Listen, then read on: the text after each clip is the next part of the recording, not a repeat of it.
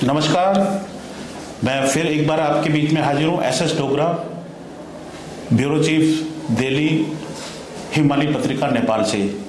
और आज हमारे बीच में एक ऐसी शख्सियत है जो वास्तव में किसी परिचय की मोहताज नहीं है, और वो हैं professor K G. Suresh sir. Sir नमस्कार। नमस्कार। आपका सर पहली बात तो द्वारका में आपका बहुत बहुत स्वागत है। सर अभी वर्तमान में हम 2-3 टॉपिकों पे आपसे बात करना चाहेंगे।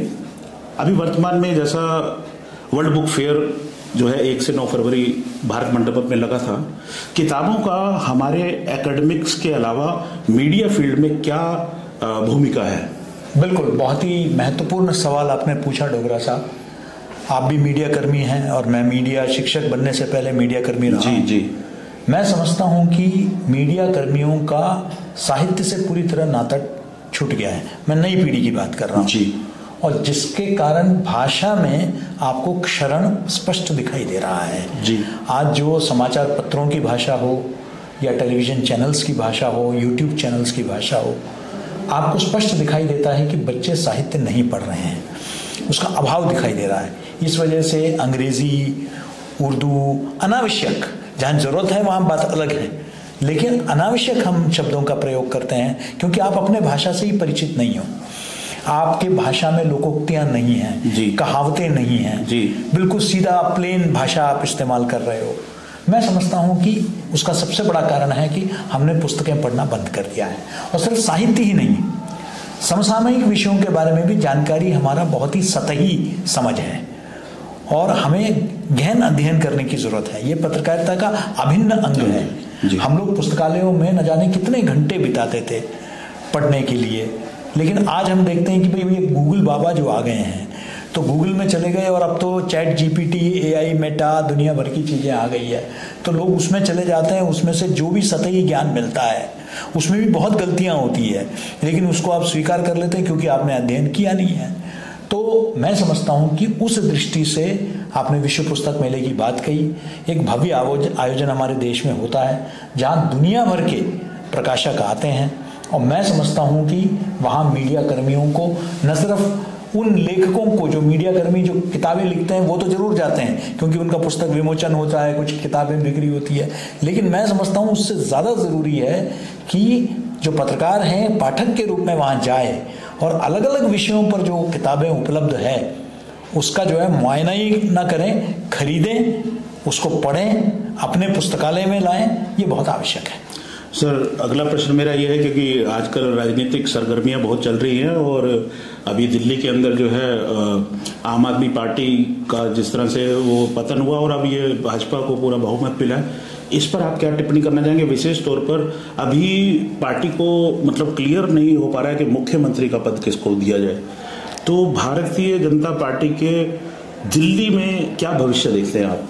नहीं, अब देखिए, भारतीय जनता पार्टी के पास लोकसभा की सभी सीटें हैं और दिल्ली हमेशा बीजेपी और उससे पूर्व में जनसंघ का गढ़ माना जाता था, लेकिन बस वो साहिब सिंह वर्मा और बाद में कुछ समय के लिए सुषमा स्वराज जी के जाने के बाद अब पिछले 27 साल से वो सत्ता में आ नहीं पाए। पहले शीला दीक्षित जी लगी लगातार और उसके बाद जो है अरविंद केजरीवाल आए और ये 27 वर्ष बाद उनको मौका मिला है।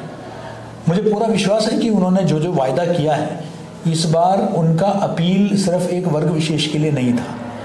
पहले बीजेपी जानी जाती थी कि भाई कुछ विशेष वर्ग को वो प्रतिनिधित्व करती है, चाहे वो पंजाबी को प्रतिनिधित्व करती है या जाट को प्रतिनिधित्व करती है या ब्राह्मण और दलित को, लेकिन इस बार सर्व समाज का वोट उसको मिला है जी। यहाँ तक कि मुस्तफाबाद जैसे इलाकों में कहा जाता है कि मुस्लिम वोट भी उसको मिला है, वहाँ भी। तो ऐसे में झुग्गी झोपड़ियों में भी मिला है, मध्यम वर्गीय कॉलोनियों में भी मिला है और बाहरी दिल्ली में भी मिली है जो खेती किसानी के लिए जाना जाता है।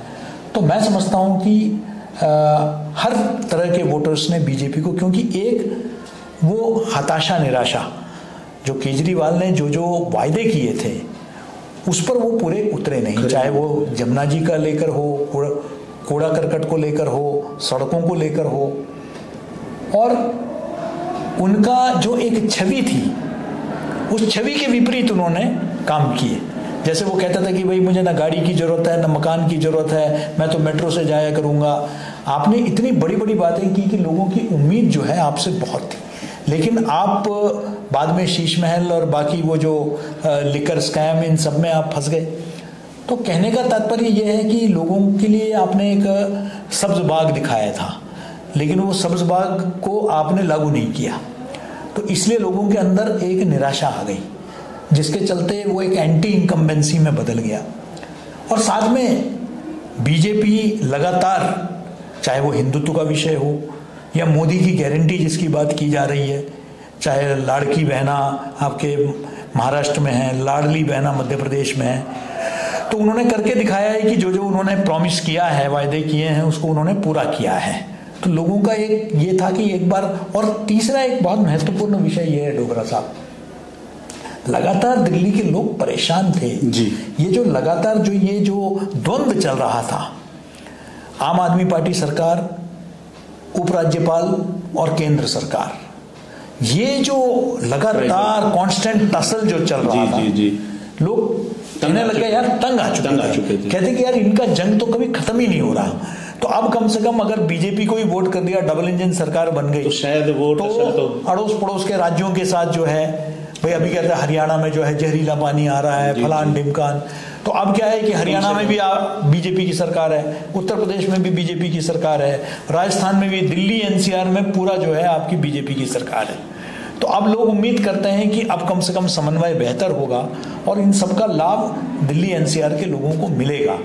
तो हमें, अब जहाँ तक आपने मुख्यमंत्री की बात कही, देखिए परंपरा यही रही है, आखिरकार जो शीर्ष नेतृत्व है बीजेपी का, मोदी जी, अमित शाह जी और नड्डा साहब, ये मिलकर तय करते हैं। प्रधानमंत्री तो अभी विदेश जा रहे हैं, तो वो तो 10-12 दिन बाद ही आएंगे, तो जब भी आएंगे तो उसके बाद ही निर्णय होगा जी।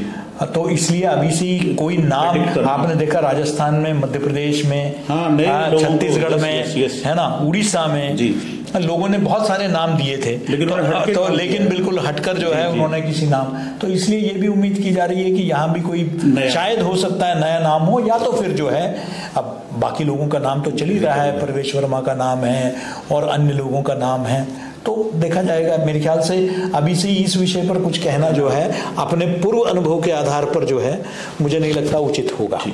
सर लास्ट एक क्वेश्चन आपसे, क्वेश्चन नहीं है बल्कि सच्चाई ये है कि क्योंकि आपका जो इतना विशाल अनुभव है मीडिया एजुकेशन पर, आपसे ज़रूर मैं चाहूँगा कि जो युवा बच्चे मीडिया एजुकेशन में मतलब कैरियर बनाना चाहते हैं, उनके लिए आप एक मीडिया गुरु कहें, आपको मीडिया एजुकेटर, तो आप क्या गुरु मंत्र देना चाहेंगे? वो किस तरह की तैयारी करें और जीवन में अपने इस फील्ड में कुछ नाम रोशन करें, आपका भी, अपना भी, अपने परिवार का भी, देश का भी? मीडिया के विद्यार्थियों के लिए, क्योंकि मैं देश के 2 प्रमुख संस्थाएं, Indian institute of mass communication और माखनलाल चतुर्वेदी राष्ट्रीय पत्रकारिता एवं संचार विश्वविद्यालय का मुखिया रह चुका हूँ, तो विद्यार्थियों से लगातार मेरा जो है संपर्क रहा है। मैं 2-3 उनको टिप्स देना चाहूँगा जी, कि एक तो जो मीडिया के विद्यार्थी हैं वो जितना पढ़ सकें वो पढ़ें, क्योंकि अगर कोई चीज़ की कमी, अगर हम जब रिक्रूटमेंट, क्योंकि मैं इंडस्ट्री से भी आता हूँ जी, है ना, मैं दूरदर्शन का संपादक रह चुका हूँ, बड़े चैनलों में मैं रहा हूँ जी, पीटीआई जैसे। हम लोग जब रिक्रूटमेंट में बैठते हैं तो हम ये देखते हैं कि बच्चे की भाषा में कैसी पकड़ है जी, उसका समसामयिक विषय यानी कि करंट अफेयर्स पर उसकी कमांड कितनी है, तीसरा वो टेक्नोलॉजी सेवी कितना है। आज विद्यार्थी जब इंटरव्यू के लिए जाएंगे तो उनसे पूछा जाएगा कि आपका अपना यूट्यूब चैनल है क्या, आपका अपना जो है ब्लॉग्स हैं क्या, आपका अपना जो है सोशल मीडिया जो है उसमें आपके कितने फॉलोअर्स हैं, आप क्या क्या विषय देखते हैं, आपका इनफैक्ट पूरा सोशल मीडिया स्कैन किया जाता है देखने के लिए कि आप किन किन विषयों पर लिखा जाता है, या सिर्फ अपनी सेल्फीज डाल रहे हैं, बहुत बढ़िया, है ना।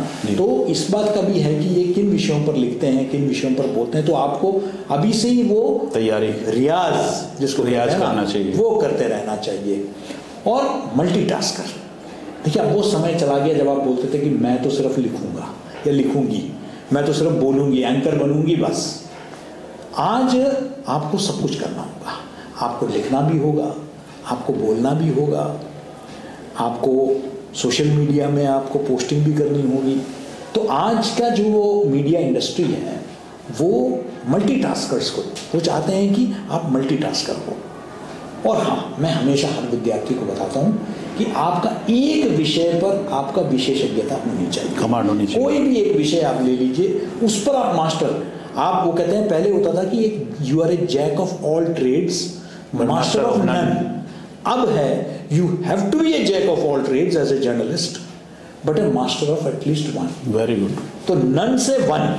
तो अब आपको एक विषय की महारत आपको होनी चाहिए, कोई भी विषय। आप दिल्ली में जमुना पर आप एक्सपर्ट बन जाओ, जमुना के उद्भव से लेकर जमुना के पूरा पर्यावरण, उसका सारा कुछ जो है, ये रिवराइन इकोसिस्टम, सब कुछ समझ लीजिए, घोल के पी जाइए। कोई भी अगर जमुना जी पर कोई भी लेख लिखेगा, सबसे पहले आपको कांटेक्ट करेगा। तो आपको अपना यूएसपी बनाना होगा, तो वो आपको आइडेंटिफाई करना पड़ेगा। मैं इस एरिया में हूँ, डांस में हूँ, तो डांस में कौन सी विधा, कुचिपुड़ी है तो कुचिपुड़ी, कथक है तो कथक, कथक का पूरा विरासत, एक एक गुरु, एक एक, you have to be a Kathak artist, you have to know उस कथक के बारे में, you have to be the specialist. तो कहने का ये मतलब है कि आप जब तक गहराई में नहीं जाएंगे, अगर आप समझते हैं कि गूगल बाबा शरणम और चैट जीपीआई जिंदाबाद, ये ठीक है, ये टेक्नोलॉजी है, इनका सदुपयोग करिए, लेकिन आप जब तक गहन अध्ययन नहीं करेंगे, शोध की प्रवृत्ति आपके अंदर ना हो, तो आप कभी संदेह नहीं हो पाएंगे।